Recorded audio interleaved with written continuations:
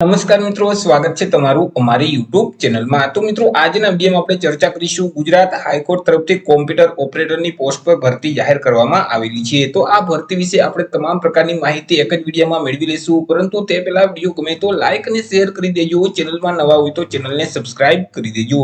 તો ચાલો મિત્રો, વિડીયોની શરૂઆત કરીએ। મિત્રો, આજે ભરતીનું નોટિફિકેશન છે તે હાઈકોર્ટ ઓફ ગુજરાત તરફથી જાહેર કરવામાં આવેલું છે। એ મિત્રો, આઈટી સેલ માટે કોમ્પ્યુટર ઓપરેટરની જે જગ્યાઓ ખાલી છે તો તે જગ્યાઓ ભરવા માટે લાયકાત ધરાવતા ઉમેદવાર પાસેથી અરજીઓ મંગાવવામાં આવેલી છે। તો સૌથી પહેલા તો આપણે ચર્ચા કરીશું કંઈક અગત્યની તારીખ વિશે। હવે મિત્રો, આ ભરતીમાં જો તમારે અરજી ફોર્મ ભરવું હોય તો ઓનલાઈન અરજી ફોર્મ ભરવાનું રહેશે। અરજી ફોર્મ ઓલરેડી શરૂ કરી દેવામાં આવેલા છે। 22/5/2024 થી ઓનલાઈન અરજી ફોર્મ શરૂ કરવામાં આવેલા છે, એટલે 22/5/2024 થી લઈને 15/6/2024 સુધીમાં તમારે ઓનલાઈન અરજી ફોર્મ ભરી દેવાના રહેશે।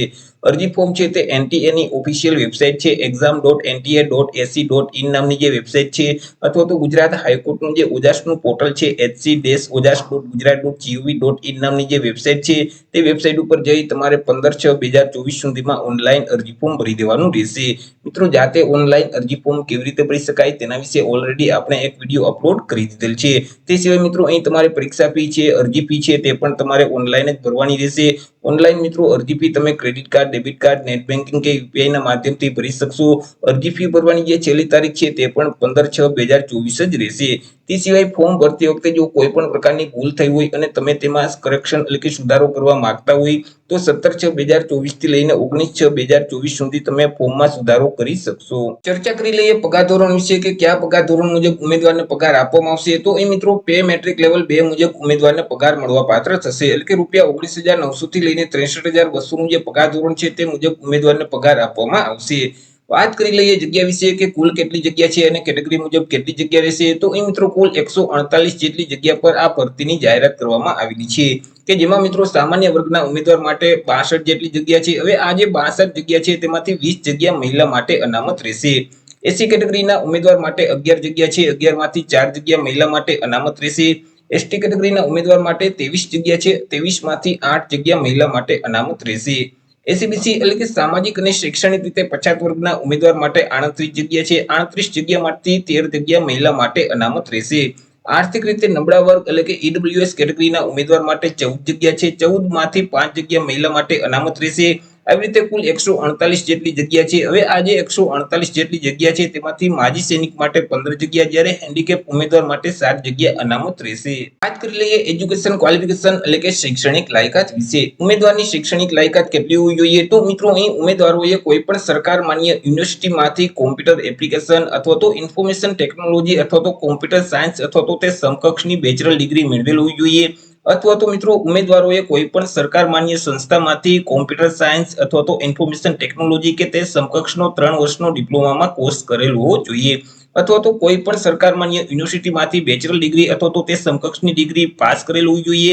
અને સાથે સાથે ઉમેદવારોએ ડેટા એન્ટ્રી ઓપરેટર અથવા તો કોમ્પ્યુટર એપ્લિકેશન અથવા તો કોમ્પ્યુટર પ્રોગ્રામિંગ કે તે સમકક્ષનો 1 વર્ષનો ડિપ્લોમામાં કોર્સ છે તે પાસ કરેલ હોવો જોઈએ, અને સાથે સાથે ઉમેદવાર પાસે ઓ લેવલનું કોમ્પ્યુટર સર્ટિફિકેટ હોવું જોઈએ। વાત કરી લઈએ એજ લિમિટ એટલે કે વય મર્યાદા વિશે। અરજી ફોર્મ ભરવા માટે ઉમેદવારની ઉંમર કેટલી હોવી જોઈએ? તો એ મિત્રો, અરજી ફોર્મ ભરવાની જે છેલ્લી તારીખ છે 15/6/2024 તે તારીખને ધ્યાનમાં રાખી ઉમેદવારે પોતાની ઉંમરની ગણતરી કરવાની રહેશે। 15/6/2024 ના રોજ ઉમેદવારની ઉંમર ઓછામાં ઓછી 18 વર્ષ અને વધુમાં વધુ 35 વર્ષની હોવી જોઈએ।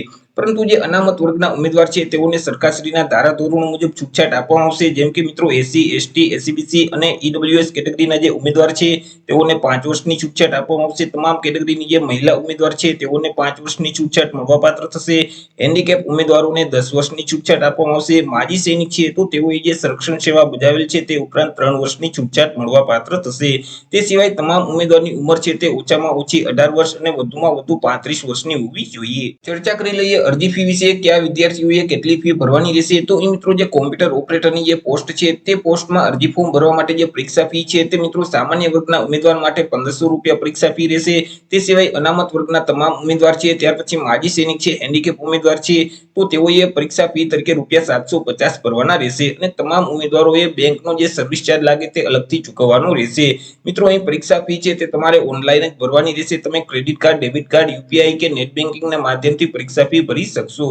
ચર્ચા કરી લઈએ સિલેક્શન પ્રોસેસ વિશે કે ઉમેદવારનું સિલેક્શન કેવી રીતે કરવામાં આવશે। તો અહીં ઉમેદવારનું સિલેક્શન છે તે અલગ અલગ બે સ્પર્ધાત્મક પરીક્ષાના આધારે કરવામાં આવશે કે જેમાં મિત્રો સૌથી પહેલી જે પરીક્ષા છે તે એલિમિનેશન ટેસ્ટ રહેશે। આ જે એલિમિનેશન ટેસ્ટ છે તે માત્ર ક્વોલિફાય માટે જ રહેશે, તેમના માર્ક છે તે મેરિટમાં નહીં ગણાય। મિત્રો આ પરીક્ષા છે તે ઓબ્જેક્ટિવ પ્રકારની રહેશે, એટલે કે તેમાં એમસીક્યુ પ્રકારના પ્રશ્ન પૂછવામાં આવશે અને જેમના આન્સર તમારે OMR શીટમાં ટીક કરવાના રહેશે। કુલ 100 એમસીક્યુ પ્રકારના પ્રશ્ન રહેશે। એક પ્રશ્નનો 1 માર્ક, એવી રીતે 100 માર્કનું પેપર રહેશે।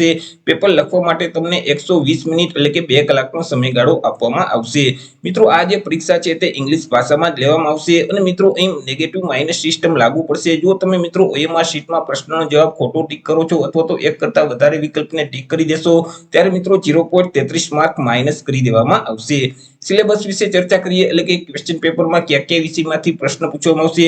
તો અહીં મિત્રો કોમ્પ્યુટર નોલેજને સંબંધિત પ્રશ્ન રહેશે, જનરલ નોલેજને લગતા પ્રશ્ન છે, ઇંગ્લિશ ભાષા છે, ન્યુમેરિકલ એન્ડ મેન્ટલ એબિલિટી એટલે કે ગણિતના દાખલાઓ છે, એનાલિટિકલ અને રીઝનિંગના દાખલાઓ છે, કરંટ અફેર એટલે કે વર્તમાન પ્રવાહને લગતા પ્રશ્ન છે અને ગુજરાતી ભાષાને લગતા પ્રશ્ન છે તે પૂછવામાં આવશે।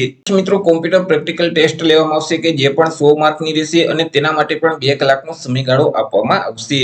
તો આવી રીતે મિત્રો ગુજરાત હાઈકોર્ટ તરફથી કોમ્પ્યુટર ઓપરેટરની પોસ્ટ પર ભરતીની જાહેરાત કરવામાં આવેલી છે કે જેમના અરજી ફોર્મ છે તે તમે 15/6/2024 સુધી હાઈકોર્ટનું જે ઓજસનું પોર્ટલ છે તે પોર્ટલ ઉપર જઈ તમે ભરી શકશો। આશા રાખું છું વિડીયો પસંદ પડ્યો હશે। વિડીયો પસંદ પડ્યો હોય તો લાઈક અને શેર કરી દેજો। ચેનલમાં નવા હોય તો ચેનલને સબસ્ક્રાઇબ કરી દેજો। ફરી મળીશું એક નવા ટોપિક સાથે એક નવા વિડીયોમાં। ત્યાં સુધી જય હિન્દ, વંદે માતરમ।